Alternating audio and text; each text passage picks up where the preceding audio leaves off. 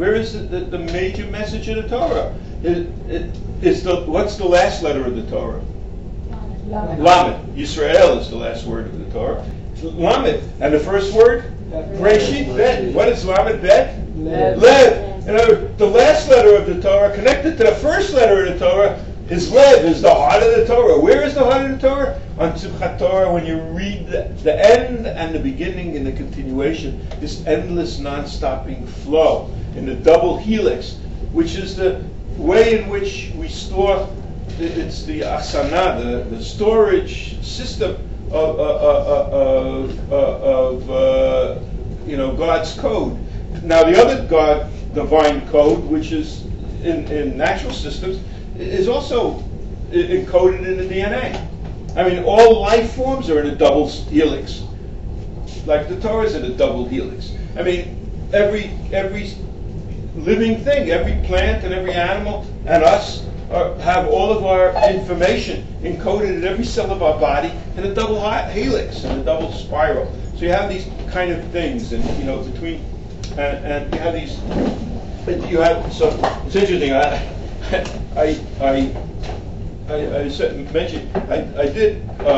talked to some of you about that earlier because I did.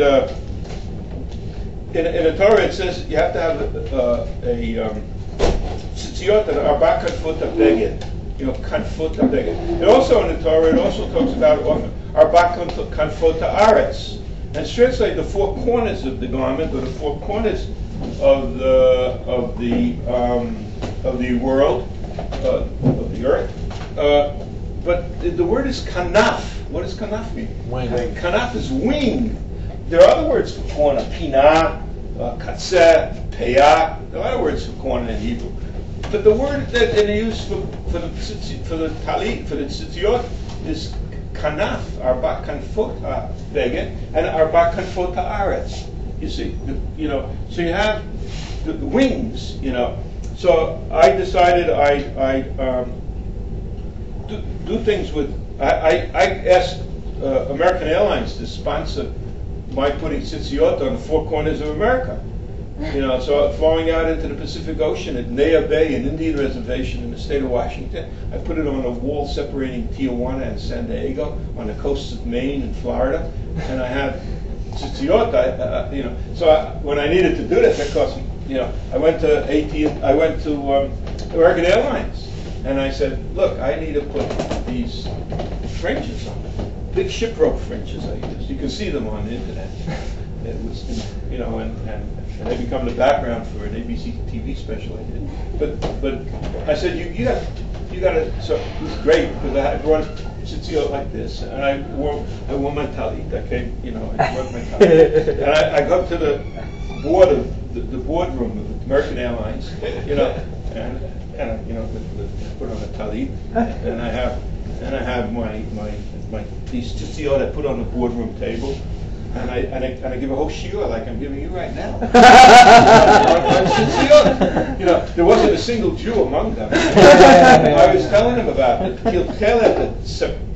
And after I give this whole spiel, telling them why they should sponsor putting tzitziot on the four corners of America, the vice president of American Airlines says to me, he says, hey, what a beautiful metaphor. These are going to lift up the whole United States. What a beautiful spiritual metaphor, connecting the sky to the sea. Whatever you want. Whatever budget. And so Miriam and I, who's my wife of 48 years, but also also an artist, and she has her MFA from Pratt, and we work together on a lot of projects. And so we flew every place. So American Airlines flies nonstop from Miami to Seattle. So they're the only airlines that fly right across the United States like that. So anyhow, for them it was real good PR to do this thing, and we did an ABC TV special for Miami Centennial on this. And this idea of wing, of flying free, of being, it's four wings, but I decided when I went there, when I went to each four corner city, and I went, Seattle and San Diego and Portland, Maine, and Miami. I went to daven in the morning there. I looked for a minyan to daven each city, and there are minyanim in every morning in each of these cities. And so I go there, and I see it, and you see all these stripes, all these black and white stripes, and then, and I said, it looks like zebras.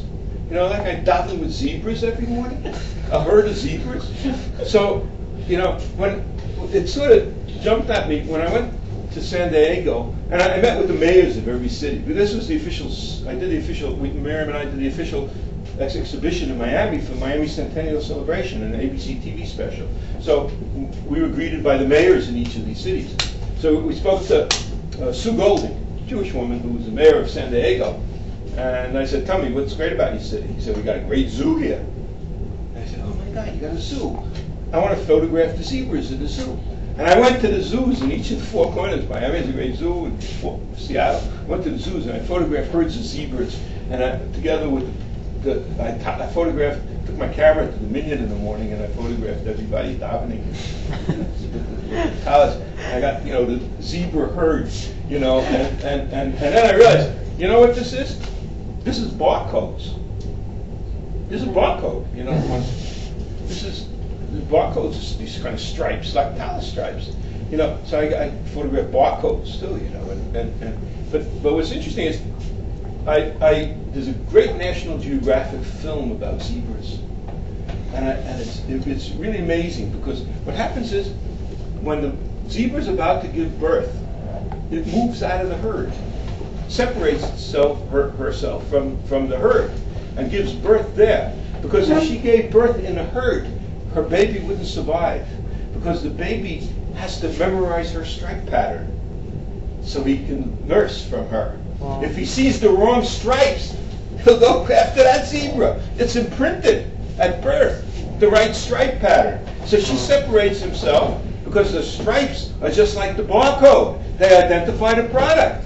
I'm saying, and the barcode, so it's not only a coincidental connection that's morphological, but it's a semiotic connection also, that you have that barcodes. And this is the identity code for Jews, for beastly, or for zebras,